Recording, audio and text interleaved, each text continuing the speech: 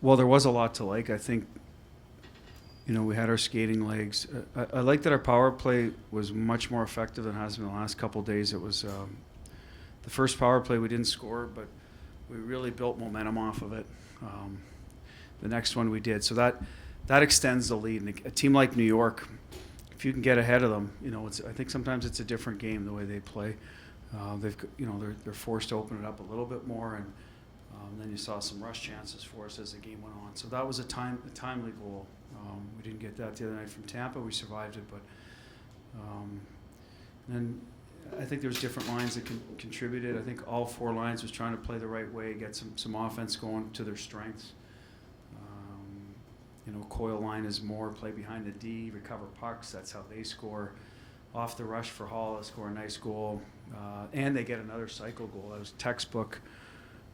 Win a puck battle, get it to the slot, rebound for Pasta to now make it 3-0. I think that was the third goal. So, the way we scored was how you have to play the Islanders, I thought. And in between them, we're managing pucks and didn't give up a lot, until they got on the power play. So I guess those are, kind of the things I liked about it, finishing our plays and generating enough to extend leads. Not stop playing when you get a lead and let them. Even though they got a goal late, those things happen. We responded between periods and didn't let that become an issue. Give them life. What's allowed the Hall line to 5-on-5 generate a lot more goals the last few games? I know that's something to focus on. Well, I think they can all make plays. Two goals, two completely different ways, which as a coach pleases me because I think they've been more of a line rush line, so that the goal Halla scores, you expect those guys to make those plays. Taylor makes a good play in the neutral zone, always good between the Blues with the puck. Pasta is a threat to shoot, threads the needle, but the cycle goal to me is encouraging because that's playoff hockey a little bit, where you got to teams tighten up a little bit, don't give you those line rushes, and they were able to win a puck battle, support it well, get it to the net, score in a second chance when the goalie's down. So what's allowed in the last few games, they're good players. They're going to have stretches where it goes well for them. Pucks are going to go in, and other times it's not. But it should, when it doesn't last long, that's a good sign. That's been a lot of Pasta's second half of the year, right? Marshy went in a bit of a funk, and then he's come out of it now. So now you got two lines, and all of a sudden the Coil line, which to me has been very consistent, seems like for a long time. So three different lines that can score, that gets dangerous. I know he kept playing. Did it look like Pasta tweaked something there in the third period? No, I don't think so. He, what game was it? It was Winnipeg, right? That goalie exchange. He's been fighting through that, but he hasn't missed any practice or games. So I don't know if that. I thought a cross-ice pass from McAvoy in his own zone got him right in a bad place, if you know what I mean. I believe you, Mick. I believe you, Nick. Sorry, I believe you. I'm not questioning anything. I don't have a good answer, I guess. So I appreciate you stepping in for me. Pinch hitting. Defense coach, you had a chance to break down the film from the Tampa game, and just based on what you saw today, what are you getting from your three pairings, and what do you like about the balance? It looks like those guys are in the right places where they need to be playing. Yeah, we're up a little more. Our gaps are a little better. I thought today we could have been even better, like killing plays at the blue line. But it shows. Usually when your shots against are down, it means you're suppressing somewhere, right? It's not all, and it wasn't all block shot stakes. We had very few. I thought that was one part of their offense that was good, was them getting shots through. Dobson's really good at it. Z gets one through for a goal. And they could shoot the puck hard, So that was an area that, if anything, we could have been tidier on, but it usually means then we're protecting the slot, which is what we like to do first anyway. So gap control has been good. I thought our neutral zone transition, they're cleaner. Lindholm's obviously helped us a lot in that regard. He's a pretty smooth hockey player, sees the ice well. And even our ozone blue line today, we had a little more confidence making some plays because they do collapse, using each other, finding a high guy, keeping plays alive by moving our feet. And I thought we did that in both games. We're generating a lot of shot attempts. And Montreal, I'll go back to Montreal, even though it wasn't the prettiest hockey game. I thought we were, our execution, we looked a little tired, but we still generated a lot. And that's usually a result of getting pucks back in a hurry, not having to go back and break them out all night, getting some back in the neutral zone with some takeaways and good gaps. So that's what I've liked about our D. You know what? We talked about, when we were up in New York the last time, they do front and block a lot of shots. I mean, they're a very good team that way. They're playoff battle tested. Usually have to be that way. So we talked about that. Sometimes if you don't see a lane off the end boards, it's not a bad play. But he was not trying to go off the end boards there. I think his stick, half kind of the flex left him on that one. So it worked out. It did. It did. So let's say he did.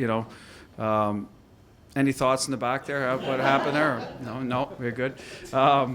So I think honestly he was trying to hit the net. It might have changed the shooting lane at the last minute. Someone comes in, but it worked out for us. Do you have the sense that Hall is starting to take some pride in that net front role that he's got now? Yeah, I called him Johnny the Clare the other day, and for you guys that are a little bit younger, he was a big net front presence for Philly years ago. And that, it's obviously kidding, but that was a Legion of Doom and we had a good chuckle over it, but that's his spot, and that's part of the job description is hang around there. So yeah, and it's translating 5-on-5 too. He scored 5-on-5 from the front of net the other day, and now he's getting some tips, and he's still getting some chances to handle it. We're trying to build in some touches for him, but in general, that's more of a third or fourth option. But you want that job, get there, do your job, and I'm not going to take it away from you. So that was kind of the agreement we've had. And I think he's been good at it, almost, basically from day one. Give him a chance to adjust to it, but he's been good. There's a milestone for Patrice today. Can you talk about what he's meant to the organization, having him back?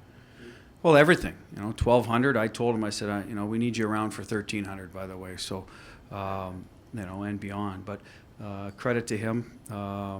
Not to play for one organization that long, obviously tells you a lot about both sides, right? He loves it here. We love having him. Listen, we've talked about what he does for the team all day long.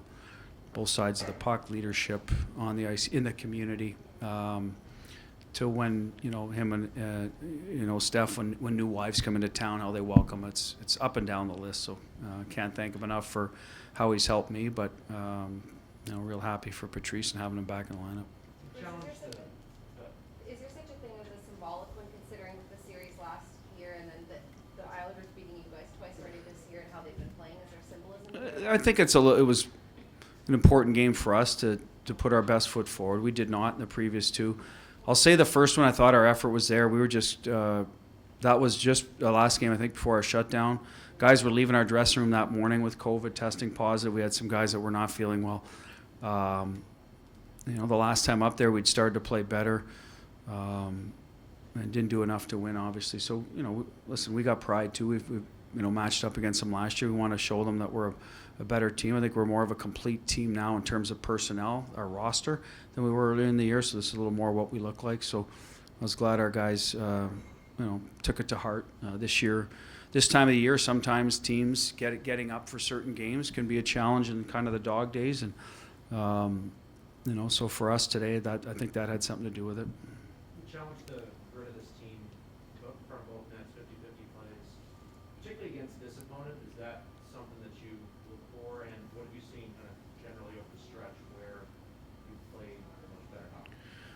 Well, you have to against this team. You have to win puck battles. Look at Marshy's goal, right? Second effort from DeBrusque to create a loose puck. The Pasternak goal, he wins position in front, but Taylor Hall starts by winning a battle there. You can't beat the New York Islanders by playing I don't want to say soft game, but a passive. You need to win races. You need to win puck battles. You need to get inside. And, we were able to do that tonight. And then in general, I think against Tampa, we've talked about their D. They've been hard on us. We were able to do it the other night. So I think we're getting some of that mentality, and some of it is adding guys into the mix they're good at that, and finding some chemistry on the lines. Some bigger bodies, even though the fourth line didn't score, they're generating some of those. They're wearing teams down too.